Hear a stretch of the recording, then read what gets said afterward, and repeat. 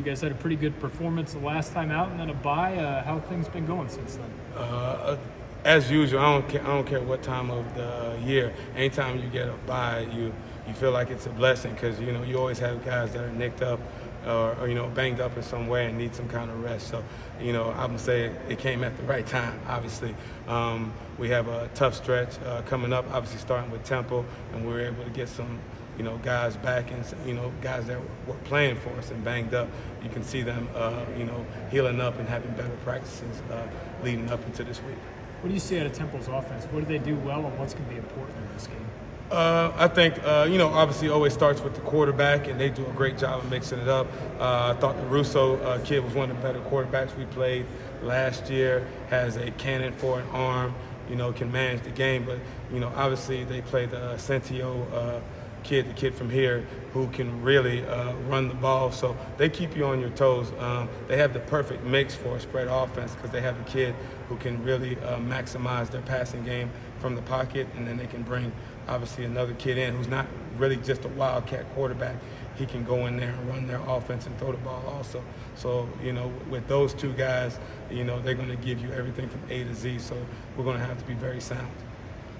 At Armstead last year, he was so good. This freshman seems like it's not been that much of a drop-off for Fremont Davis. Oh, no. I think the Davis kid, you can see, watching them from the beginning of the year to now, him just kind of getting his legs under him and understanding what, playing college football is about. He's got a lot of wiggle, and in the games that they've won, he's played very well. They kind of force-feed him the ball, and he's, got that ability to make guys miss. I've been very, very impressed with him. He hasn't played like a freshman here in the last 4 games. Coach, it looks like they've got 3 primary receivers, 2 of them with some length to them. What kind of challenge do they pose? Big time challenge. I think the Matt kid is probably one of the top receivers in the conference. At 6'5" and 220 plus pounds, he presents a matchup issue for most DBs. He's a 50-50 ball guy where if you put it in his vicinity, anywhere near him, he's got a chance to come down with it. So it's going to be a big time challenge for us, on the back end. And then the right kid, probably one of the more explosive returners in the country. Obviously he had the big return against us last year to kind of turn the game around. Another big body at that 6'2", 220 range.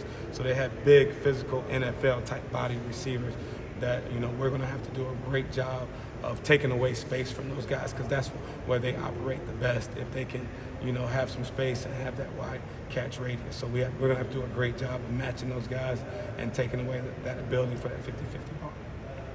There's always room for improvement, but to see your guys consistently get takeaways and tackles for loss, how they are, how encouraging is it? It just gives us a chance to win. I mean, that's our number one goal. If we can keep getting guys behind the chains and force them to, kind of get out of their offensive game plan, we feel like that gives us an advantage. And obviously the takeaways, it's still a possession, game, especially when the offense is rolling like it was versus ECU.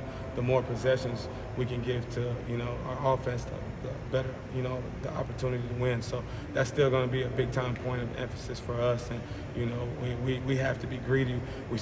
I say it every week, we felt like we had 3 turnovers. We just let go right by the wayside that we really felt like we should have had. So we're going to still keep attacking that football, both versus the run and the pass, and keep trying to get the ball back to our offense. Good stuff, man.